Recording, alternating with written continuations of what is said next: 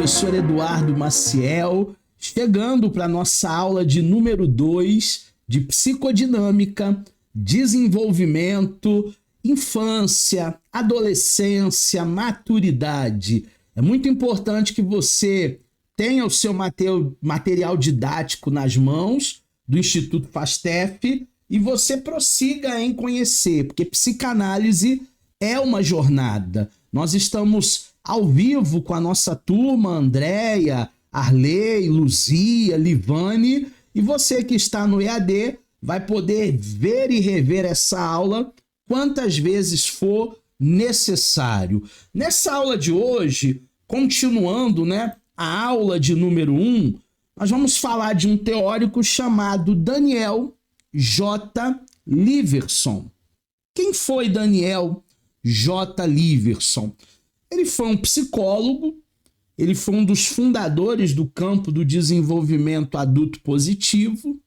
Leverson é o mais conhecido por sua teoria da visão, da crise de estágio. No entanto, ele também fez grandes contribuições para os campos da psicologia comportamental, social e do desenvolvimento. Nós falamos na aula passada que engana-se aquele que pensa que só a criança desenvolve ou só o adulto desenvolve. Não. Em todo o tempo nós estamos desenvolvendo.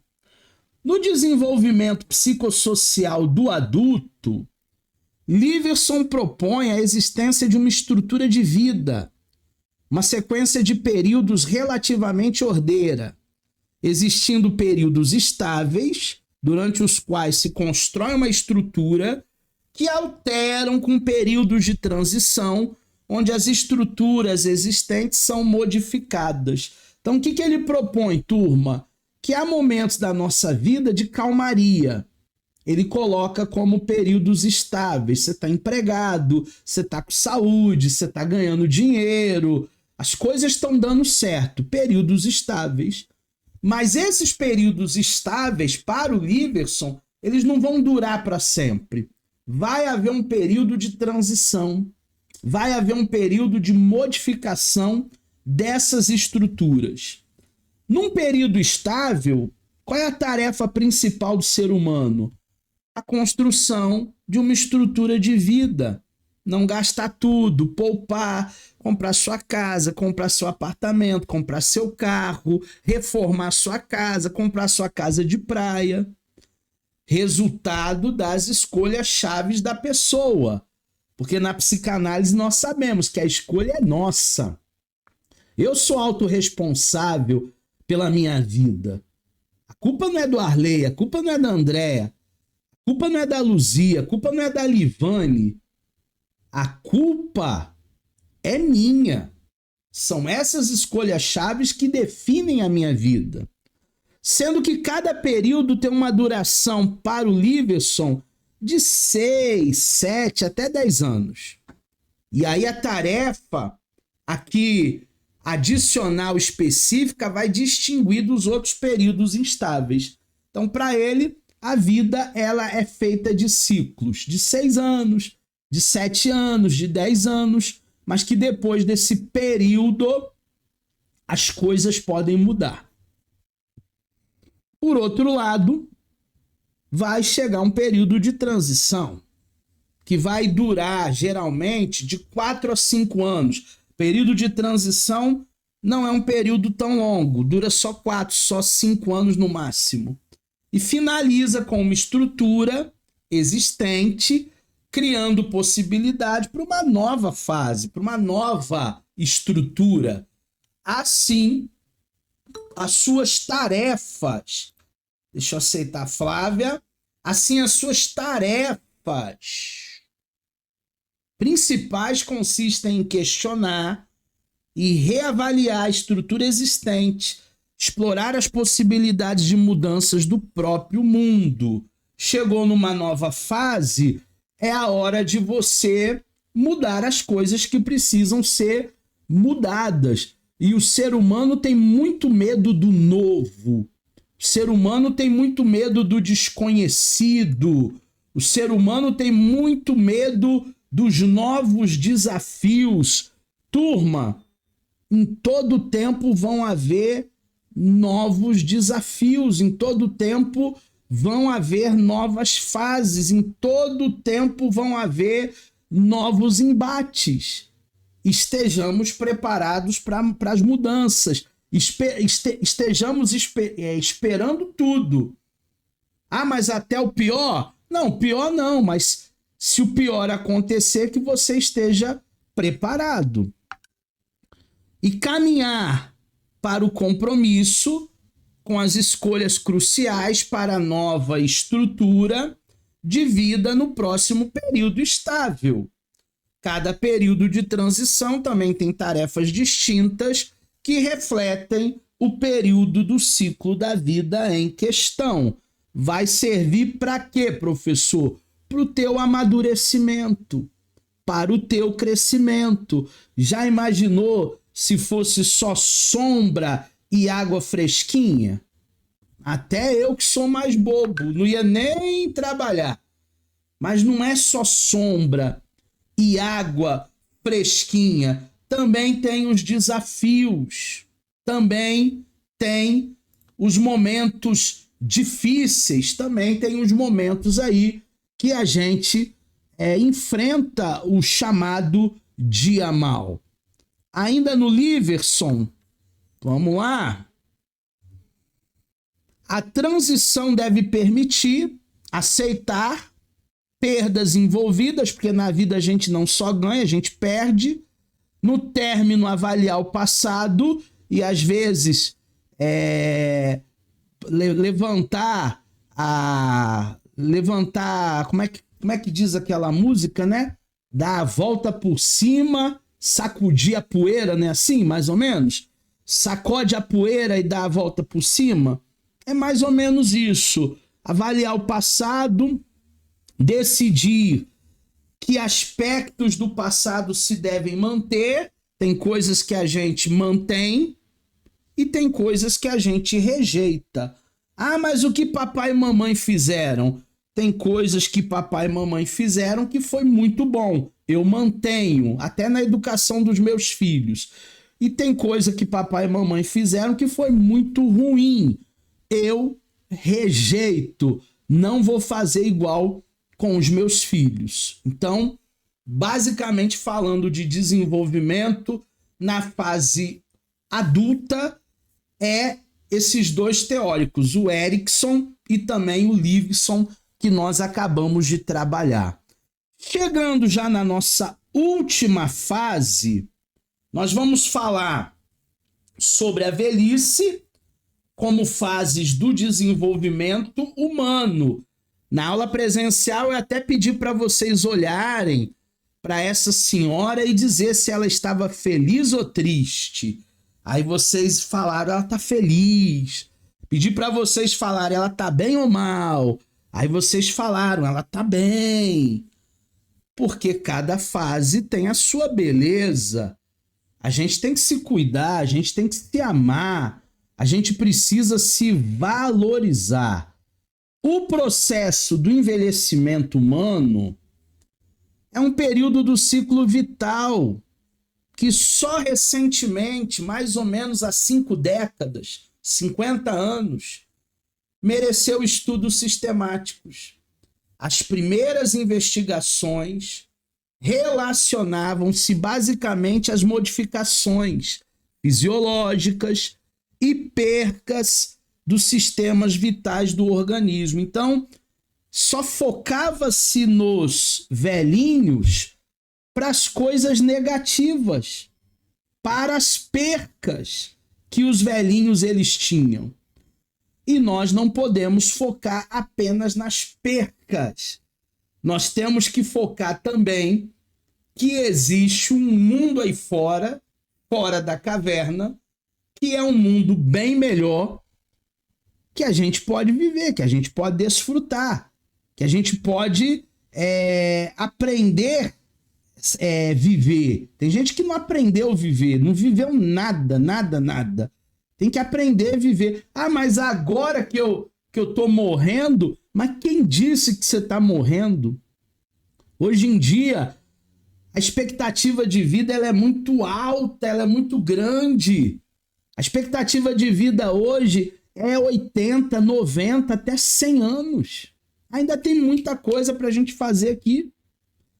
E ocorria na medida que o indivíduo envelhecia, atingia os anos da senência, que é a velhice. Os anos da velhice sempre foram associados a limitações e a deficiência, sempre parte ruim, nunca parte boa. Talvez por isso esteja encarado como um período extraordinário da vida. Então nós vamos mudar esse foco, nós vamos mudar esse mindset, esse pensamento, essa metanoia aí. A gente vai ver o lado bom da velhice através da saúde mental. A velhice é vista como um período atípico, deficitário, pouco produtivo do ponto de vista comportamental. Na vida adulta, para a psicanálise, haveria um grande período de estabilidade em termos psicológicos, só ocorrendo novamente grandes transformações por volta da 5ª ou 6ª década de vida. Então, o velhinho só fazia o SINAF e esperava para morrer. E não é assim que a gente tem que viver, a gente nem precisa viver dessa forma. Existem outras formas de se viver e se viver muito melhor, se aproveitar cada momento. Vamos falar um pouco sobre o aumento da população idosa. Você sabia que hoje tem mais idoso do que na época do seu pai? Na época da sua avó? Na época do seu bisavô? Porque a faixa etária, a expectativa de vida está subindo. A medicina está evoluindo. Teve uma época no mundo que as pessoas morriam com 20 anos de tuberculose. E hoje praticamente ninguém morre de tuberculose com 20 anos. Então há um aumento significativo na população idosa. A população considerada idosa tem aumentado grandemente nos últimos anos, nas últimas décadas, principalmente nos países desenvolvidos, Holanda, Inglaterra, Estados Unidos, onde tem uma qualidade de vida melhor. Nestes, a população idosa vai variando entre 5% e 8% no início do século, e depois ela salta para de 10% a 11% na última década. Então, quase que dobrou, né? De 5% para 10%, dobrou a expectativa de vida, dobrou. Os idosos estão vivendo mais. No Brasil, segundo os dados do IBGE, a população idosa situa-se por volta de 6%, tendo esse número crescido consideravelmente nos últimos anos, perfazendo um total de 7 milhões de pessoas com mais de 60 anos. 7 milhões de pessoas é gente à beça. Dá para lotar alguns maracanãs aí. Idade considerada pela OMS como o início da velhice. Então a gente vai começar a ficar velho quando chegarmos aos 60. Ah, mas eu não tenho 60 ainda. Então você é um jovem adulto. Então você está na sua melhor fase, na sua melhor versão. Se ame, se goste, se valorize, viaje, trabalhe, valoriza o que você tem. Porque se você não valorizar quem é você, ninguém vai valorizar.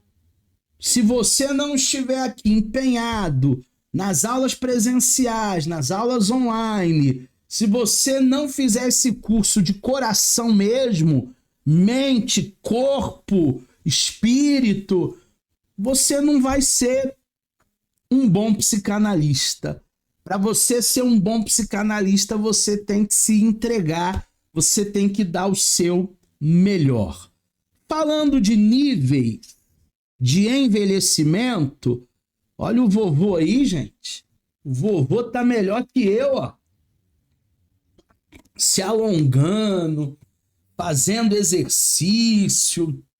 O vovô tá on, né? Como alguém diz aí, o vovô tá on. Pode-se dizer que o envelhecimento humano, ele ocorre em 3 níveis diferentes. Qual é o primeiro nível? A gente vai envelhecendo biologicamente. O primeiro nível é biológico, estético. As rugas vão aparecer. Todo mundo vai ter ruga, pé de galinha, bigode chinês, todo mundo. Isso é inevitável. É a força da gravidade. Isso é biológico. O segundo nível do envelhecimento é o envelhecimento psicológico. E já tem gente com 30 anos que envelheceu psicologicamente. Parece um velho com 30 anos, com 18 anos. Parece um vovô. Tem vovó aí mais antenada do que ele. Olha lá, vovó, jogando videogame com o netinho dela. Ela não quer envelhecer psicologicamente, ela quer estar ativa. E o terceiro nível é o nível social. As pessoas também elas vão perdendo as referências sociais porque as amigas, os amigos vão falecendo, vão morrendo. Poxa, agora não tenho mais ninguém para tomar chá à tarde. As minhas amigas todas morreram. E agora? Agora tô sozinha, minha vida acabou. Não é bem assim. Vamos detalhar cada um desses níveis. Primeiro, biológico. Envolve mudanças fisiológicas, mudanças anatômicas, mudanças bioquímicas, mudanças hormonais. E para tudo isso tem tratamento, para tudo isso tem estética, para tudo isso tem medicina, acompanhada de um gradual declínio das capacidades do organismo. Obviamente, nós não temos mais aquela vitalidade, nós não temos mais aquele pique que a gente tinha antes. Eu me lembro antigamente, não tem muitos anos não, deve ter uns 10, 15 anos atrás, eu não ficava nem doente, eu não pegava nem virose. Essa semana, de sábado pra cá, eu peguei uma virose que quase que eu não consegui trabalhar nenhum dos dias. E domingo eu não consegui nem ir para a igreja, porque eu estava arriado, eu estava de cama e não era corpo mole. Então você vê a questão do envelhecimento. A gente vai envelhecendo, só não pode vacilar com a saúde, mas aquele pique a gente obviamente não tem mais. O segundo ponto é o envelhecimento psicológico, que é traduzido pelos comportamentos abertos, encobertos, das pessoas em relações a si própria, dos outros, aqueles que estão ligados nas mudanças, nas atitudes, nas limitações. São as capacidades em geral. Esse comportamento traz consequências e ocorrências de inadaptações, readaptações, reajustamentos do repertório comportamental face às exigências da vida. Na época da minha mãe, ela tinha que tirar o pagamento dela no banco. Mas hoje as agências bancárias estão fechando.